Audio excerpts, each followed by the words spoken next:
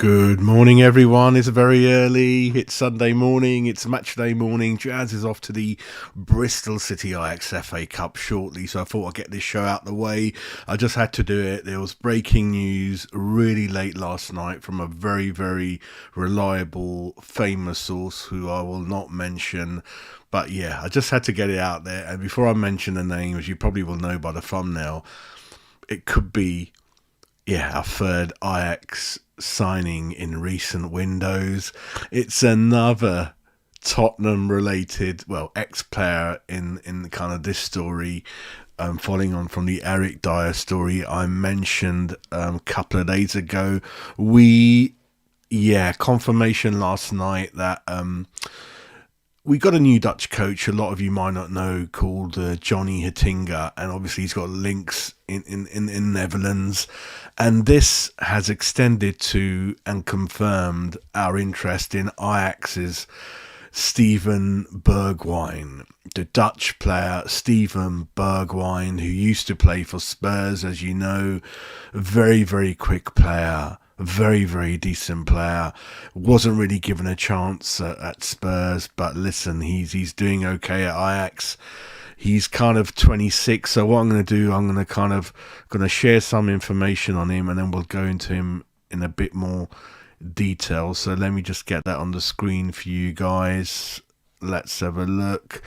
There you go, everyone. I hope you can kind of see that. It's kind of Steven Bergwijn. He's 26 years old. Place of birth, Holland.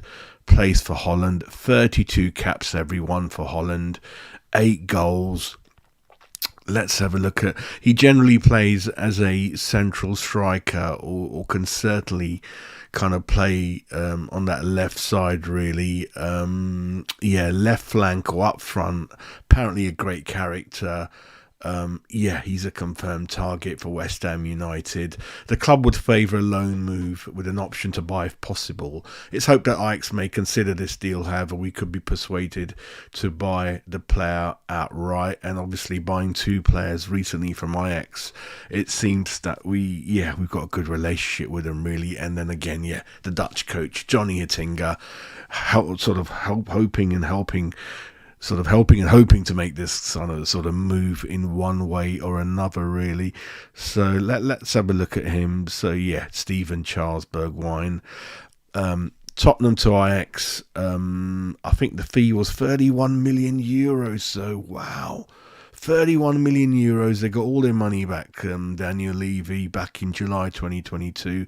January 2020, he joined Spurs from PSV Eindhoven for 30 million euros. A lot of money involved, a lot of confidence in this player, and I'm really, really happy to see that.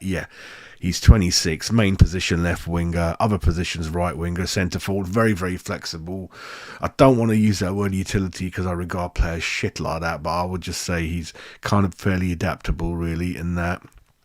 Let's have a look at his kind of record in all seasons. So let's see how he's done this season, really. So 7 goals, everyone, in 13 games for Ajax, 2 assists. That's kind of absolutely brilliant. 1 goal in 5 in the Europa League.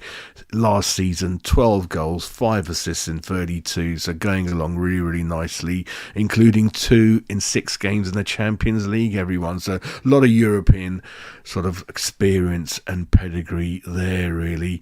I'm just going to actually now go into where they kind of total it all up by clubs. So let's have a look how he did in Spurs in total. So like I said, just the 83 games for Spurs. Well, I say just, that's a fair number. 8 goals, 10 assists, but mind you, I bet you out of those 83, more than half are substitute appearances. I do remember a really quick 1 or 2 or hat-trick he scored once. I forgot now. Spurs were losing into very late in the game, and he kind of came on and changed the whole game, really. 31 goals in 150 for PSV. So overall in his career, if you tally up everything, it's 81 goals, 67 assists. Listen, he's miles better than Benrahma. He's miles better than Fornells. And listen, don't want to say too much against Cornet, but he's going to be obviously more useful to us than Cornet. And if you imagine Cornet, if you imagine sort of Bergwijn, Bowen, Kudos, Paqueta just behind, I suppose, with kind of Ward-Prowse and Alvarez in the mix, and then hopefully new striker up front. That's a decent pace, decent youth, and again, yeah, got to bring the age down. He's 26. How much would he go for? I mean, this website market value is 20 million kind of euros. They're kind of looking at. I suppose what we could probably do, 20 million euros in sterling, is around 16, 17 million pounds. That's a very reasonable amount of money. I'm probably thinking that if we can get Jurassi on a permanent at 16, 15, 16 million, because that's his clause, you're not going to get him on loan, and then going for this guy on a loan to buy, perhaps put 5 million down with an option to buy him for a further 10, 15. I think that's fine. He's a good age. He's been in the Premiership before, so it won't take too long for him to settle, I think. And that's kind of great. Again, yeah, I'm excited. He's on the list. We're interested in him. It's been confirmed late last night. And yeah, I'm happy for him to come in again. Like I said, I love transfers. I love the interest.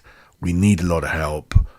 And yeah, we gotta sort that bench out, like I said, really. Apart from that, if I have a look at other filtering news coming in this morning and late last night, is that Mubama is looking to get first team football, go out on loan with Wickham Derby and Bristol Rovers. Monitoring the situation. But obviously what broke yesterday, and I didn't do a show on it, was Antonio. Antonio has broken down in training. We're going to have a scan. He looks like he's certainly going to be out. He was due to play some part today, so he's going to be out of January, they reckon, at least. And again, I just want to confirm whether we've given him a new contract or not, or whether we've bumped up his wages or not. It's one of those, like, I know the Kafal news is still up in the air, so it's not quite clear still. Kafal's agent saying he's not been offered enough. Souček has definitely tweeted 3-4 days ago, so he's on a new deal. Antonio, I've got to check again, but yeah, we shouldn't be giving a new deal to Antonio at 33. It just doesn't make sense for the club, that kind of thing.